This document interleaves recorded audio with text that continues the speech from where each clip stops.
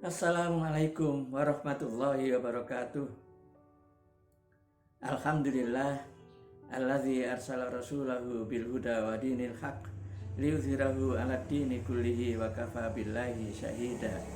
Asyhadu an la ilaha illallah wahdahu la syarikalah wa asyhadu anna Muhammadan abduhu wa rasuluhu la nabiyya ba'dah.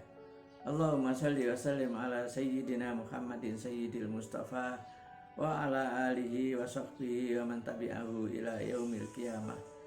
Amma ba'du fa ya ibadallah, usikum wa nafsi bitaqwallah, faqad faza man ittaqa wa qad khaba man asa.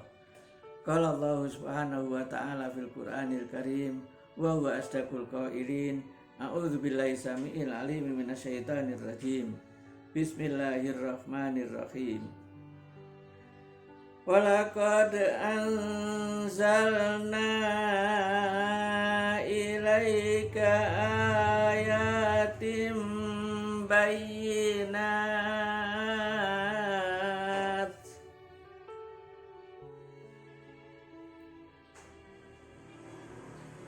wa ma yakfuru biha illal fasiqun.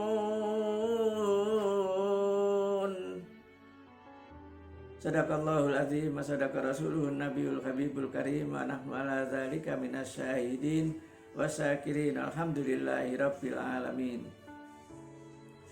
Pertama, marilah kita panjatkan puji dan syukur kehadirat Allah Subhanahu wa taala yang telah membentangkan langit tanpa tiang dan telah menghamparkan bumi tanpa pondasi, dan yang telah memberikan rahmat dan nikmatnya kepada kita sekalian sehingga kita dapat berwajah, bertatap muka, bertauhid hati, bersilaturahim meskipun melalui channel YouTube ini.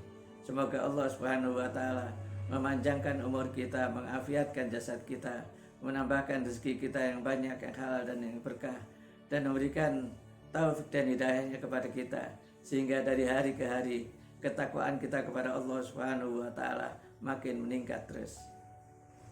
Salawat dan salam semoga tercurah kepada junjungan kita Nabi besar Muhammad sallallahu alaihi wasallam beserta keluarganya, para sahabatnya, dan para pengikutnya hingga akhir zaman kelak. Jamaah pengajian Al-Irbiyah dan Al-Hunafa yang saya hormati, pada kesempatan ini saya ingin menyampaikan tentang nuzulul Quran, yaitu tentang diturunkannya Al-Quran, baik secara tahapan turunnya Al-Quran maupun isi garis besar bagaimana cara kita mengimani Al-Quran. Karena Al-Quran adalah salah satu rukun iman yang harus kita percayai, yang harus kita yakini, yang harus kita percaya dengan yakin Al-Quran dan seluruh isinya. Kalau kita tidak yakin dengan salah satu isi Al-Quran, maka berarti kita sudah keluar dari Islam. Oleh karena itu kita harus yakin betul isi Al-Quran itu adalah benar-benar dari Allah Subhanahu wa ta'ala. Jadi jangan sampai kita ragu-ragu tentang meyakini isi Al-Quran itu. Jadi bagaimana cara mengimani Al-Quran itu dan bagaimana tahapan turunnya Al-Quran itu, insya Allah akan kita bahas untuk berikutnya.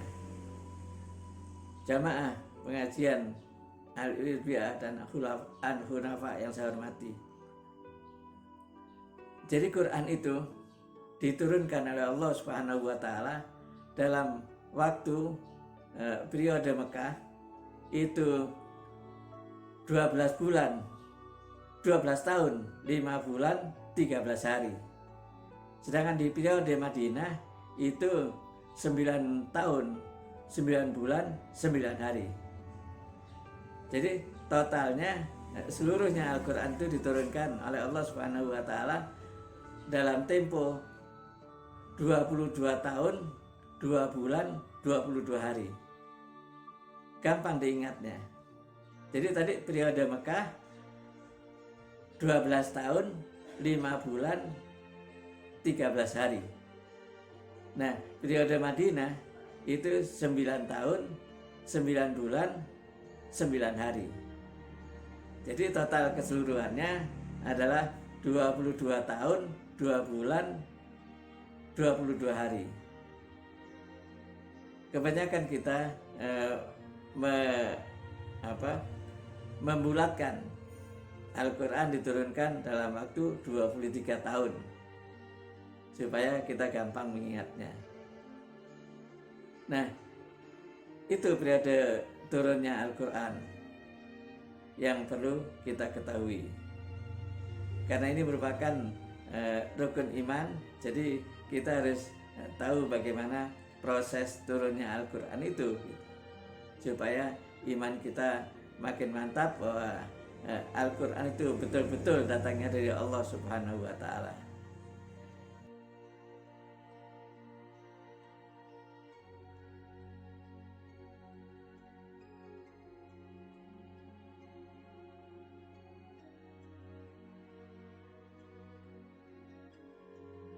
Hadirin jamaah pengajian Al-Irbi'ah dan Al-Hunafa yang saya hormati. Jadi Al-Quran itu ada tahapan turunnya, yaitu yang pertama dari Allah Subhanahu wa Ta'ala diberikan kepada malaikat Jibril untuk dibawa, disimpan di Lauh Mahfuz. Nah, di Lauh Mahfuz ini turunnya atau dari Allah ke malaikat Jibril dan sampai ke Lauh Mahfuz itu diturunkan secara keseluruhan 30 juz. Itu diturunkan secara keseluruhan, disimpan di Lauh Mahfuz. Itu tercantum di Quran surat Al-Buruj ayat 21 dan 22. Bal huwa Qur'anum Majid fi lauhim mahfuz. Nah, itu diturunkan secara keseluruhan total 30 juz gitu. Nah, itu yang pertama. Kemudian yang kedua, dari Lauh Mahfuz dibawa ke Baitul Izzah. Itu juga secara keseluruhan lengkap 30 juz dibawa oleh malaikat Jibril. Baitul Izzah ini adalah langit yang paling dekat dengan dunia, yang paling dekat dengan dunia itu. Nah, dari Baitul Izzah ini diturunkan lagi ke Rasulullah Shallallahu Alaihi Wasallam sesuai dengan kebutuhan Rasul, bertahap. Yang pertama kali diturunkan itu adalah surat Al-Alaq ayat 1 sampai 5. Itu yang diturunkan pertama kali, yang sampai ke Rasulullah SAW itu pada tanggal 17 Ramadan 610 Masehi. Nah, itu yang pertama kali diterima oleh Rasulullah SAW setelah Rasulullah berkhalwat menyendiri di Gua Hira. Istilahnya tahadus bin nikmah. Jadi dia menyendiri untuk merenungi keadaan dirinya dan keadaan masyarakat Mekah pada saat itu. Karena Rasul gelisah tentang keadaan masyarakat Mekah pada waktu itu, semuanya pada nyembah berhala. Nah, jadi Rasul minta petunjuk dari Allah Subhanahu wa Ta'ala agar diberikan atau diberitahu mana yang benar dan mana yang salah. Nah, setelah beberapa waktu Rasulullah SAW berkhalwat di Gua Hira, datanglah malaikat Jibril untuk memberitahu Rasulullah SAW dan mendekapnya Rasulullah SAW dengan mengucapkan Iqra, bacalah. Terus dijawab oleh Nabi, Ma ana biqori, saya tidak bisa baca. terus dipeluk lagi, dilepas kemudian dipeluk lagi oleh malaikat Jibril dan dikatakan, Iqra, bacalah. Dijawab lagi oleh Rasulullah SAW, Ma ana biqari, saya tidak bisa baca. Kemudian dilepas pelukannya dan dipeluk lagi erat-erat oleh malaikat Jibril dan dikatakan lagi, Iqra. Begitu itu dijawab oleh Rasulullah sampai 3 kali itu, Ma ana biqari. Nah, kemudian malaikat Jibril melanjutkan bacaannya.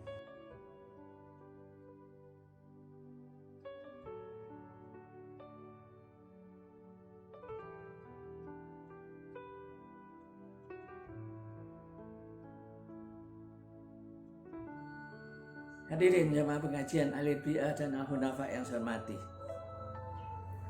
Setelah malaikat Jibril 3 kali memeluk Rasulullah SAW dan kemudian melepaskan kembali dengan mengucapkan Iqra, oleh Rasulullah dijawab dengan jawaban Ma ana biqari. Baru setelah itu malaikat Jibril melanjutkan kalimatnya sebagaimana yang tercantum di dalam Quran surat Al-Alaq 1-5. Iqra bismi rabbikal ladzi khalaq. Bacalah dengan nama Tuhanmu yang telah menciptakan. Khalaqal insana min alaq, yang telah menciptakan manusia dari segumpal darah. Iqra wa rabbukal akram. Bacalah dengan nama Tuhanmu yang maha mulia.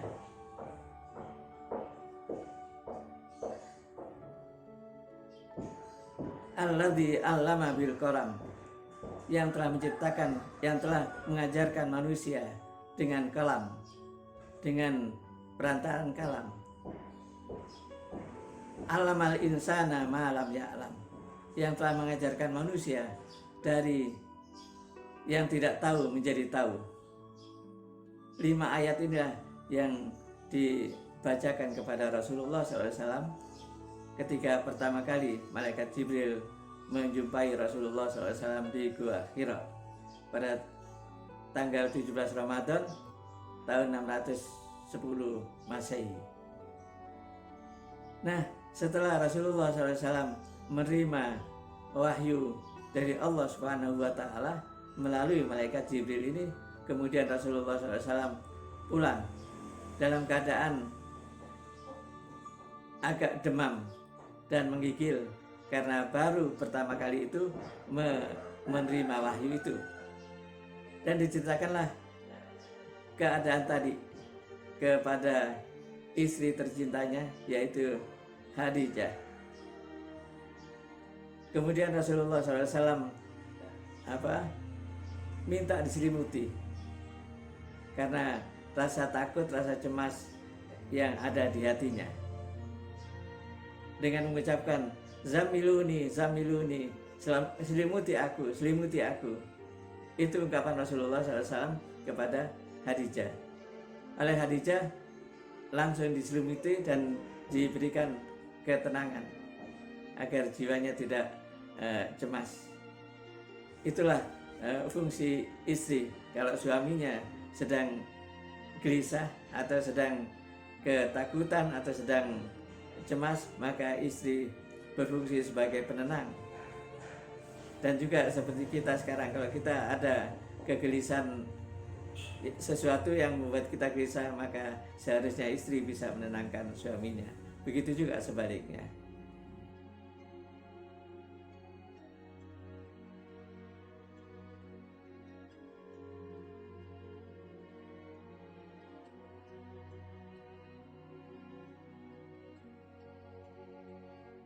Hadirin jamaah pengajian Al-Biyah dan Al-Hunafa yang saya hormati.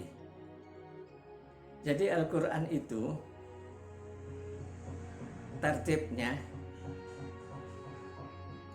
urut-urutannya atau susunannya ada 2 bentuk. Yang pertama tartibus suar, urut-urutan sesuai dengan nomor suratnya, yaitu seperti Al-Fatihah, Al-Baqarah, kemudian Ali Imran, kemudian An-Nisa, kemudian Al-Maidah, Al-An'am, dan seterusnya sampai An-Nas. Dari surat pertama Al-Fatihah sampai surat An-Nas yang ke-114. Itu disebut tartibus suwar, urut-urutan surat. Nah, tapi kalau yang sesuai dengan kebutuhan Rasulullah pada saat itu, yaitu tartibun nuzul, turunnya atau urut-urutan ayat yang sesuai dengan kebutuhan Rasulullah SAW. Nah, itu yang pertama kali adalah surat Al-Alaq tadi. Yang kedua Al-Mudaththir, dan yang ketiga Al-Muzammil, dan seterusnya sesuai dengan kebutuhan Rasulullah SAW pada saat itu untuk menjawab hal-hal yang dibutuhkan oleh Rasulullah dalam menghadapi masalah umatnya. Itu disebut tartibun nuzul gitu. Jadi ada dua tadi susunan ayat Al-Quran itu. Yang pertama tartibus suwar, satu Al-Fatihah sampai terakhir An-Nas. Nah, kemudian yang kedua tartibun nuzul. Jadi ada dua urut-urutan surat itu. Nah, itu yang diturunkan kepada Rasulullah SAW. Oleh karena itu, urut-urutan Al-Quran yang ada di Lauh Mahfuz itu sesuai dengan yang ada di mushaf yang kita baca sekarang. Hadirin jamaah pengajian Al-Irbi'ah dan Al-Hunafa yang saya hormati. Jadi Al-Quran itu ada dua, tartibun nuzul dan tartibus suwar. Nah, kalau tartibus suwar tadi sudah kita urutkan, yaitu yang pertama Al-Fatihah, yang kedua Al-Baqarah, yang ketiga Ali Imran, yang keempat An-Nisa, yang kelima Al-Maidah, yang keenam Al-An'am, yang ketujuh Al-A'raf, yang kedelapan An-Anfal, yang kesembilan At-Taubah, yang kesepuluh Yunus. Jadi itu urut-urutan tartibus suwar sampai yang terakhir An-Nas yang ke-114. Oleh karena itu kita baca Quran jangan sampai dibalik urut-urutan tartibus suwar ini. Jadi misalnya kita baca surat-surat pendek misalnya. Apa? Surat yang ke 102 misalnya. Apa itu? At-Takatsur. Jangan kita baca itu dulu misalnya. Anas dulu. Anas 114. Mestinya kemudian baru kita baca At-Takatsur misalnya 102. Nah, jangan begitu. Itu berarti kita membalik susunan yang telah disusun oleh Allah Subhanahu wa taala. Jadi mestinya kalau surat yang pertama kita bacanya suratnya yang lebih kecil. Jadi misalnya kita baca At-Takatsur gitu ya. Surat yang ke-102. Baru rakaat kedua ketika kita sholat itu kita baca An-Nas misalnya, atau Al-Ikhlas surat yang ke-112. Jadi susunan suratnya ini jangan dibalik. Jadi kita mestinya kalau baca rakaat pertama ketika sholat, suratnya lebih kecil dibanding dengan dengan rakaat kedua. Jadi kalau yang pertama kita baca Al-Ikhlas misalnya, surat yang ke-112, nah rakaat kedua mestinya kita baca Al-Falaq yang ke-113 atau An-Nas yang 114 itu. Jadi jangan sampai dibalik. Kalau dibalik berarti itu kita su'ul adab, kurang ajar terhadap Quran yang sudah disusun oleh Allah Subhanahu wa taala, kita balik-balik susunannya. Jadi jangan sampai kita berbuat demikian. Oleh karena itu seyogianya imam harus tahu susunan ayat ini, tartibus suwar ini harus tahu. Jadi jangan sampai kita membalik-balik urut-urutan yang telah Allah buat. Dan itu tartibus suwar itu sesuai dengan yang ada di Lauh Mahfuz. Jadi kita harus mengikuti Quran yang ada di Lauh Mahfuz yang sekarang sudah ada di hadapan kita, yaitu mushaf yang disusun pada zaman Umar. Nah itu kita sesuai dengan itu, dari 1 Al-Fatihah, 2 Al-Baqarah, 3 Ali Imran, 4 An-Nisa, 5 Al-Maidah, 6 Al-An'am, 7 Al-A'raf, 8 Al-Anfal, 9 At-Taubah, 10 Yunus, dan seterusnya. Nah itu harus kita sesuai dengan urutan itu. Jadi jangan kita balik-balik bacanya ya, gitu. Ini saja yang bisa saya sampaikan pada kesempatan ini. Semoga Allah Subhanahu wa taala memberikan taufik dan hidayahnya kepada kita bersamaan dengan kita dengarkan tausiah ini. Dan bersamaan dengan itu pula taufik dan hidayahnya Allah membumikan Al-Quran ini di bumi Indonesia ini, agar makin banyak orang yang paham Al-Quran. Karena di dalam kita beriman kepada Allah Subhanahu wa taala, itu kita mempercayai Al-Quran, itu bukan sekedar kita percaya begitu saja, bukan. Kita percaya dengan yakin, itu satu. Yang kedua, kita berkewajiban membacanya. Kalau kita nggak bisa, harus belajar membacanya, gitu. Nah, yang ketiga, kita harus bisa memahaminya. Dan yang keempat, setelah kita paham, kita berkewajiban untuk mengamalkannya, isi Al-Quran itu dengan ikhlas. Nah, ini yang akan kita sampaikan pada kesempatan berikutnya. Bagaimana cara beriman kepada Al-Quran ini supaya kita lebih mantap dalam beragama ini. Terima kasih atas perhatiannya. Mohon maaf atas segala kekurangannya. Yang benar itu datangnya dari Allah Subhanahu wa taala, dan yang salah itu datangnya dari saya pribadi. Wallahu muwaffiq ila aqwamit thoriq. Assalamualaikum warahmatullahi wabarakatuh.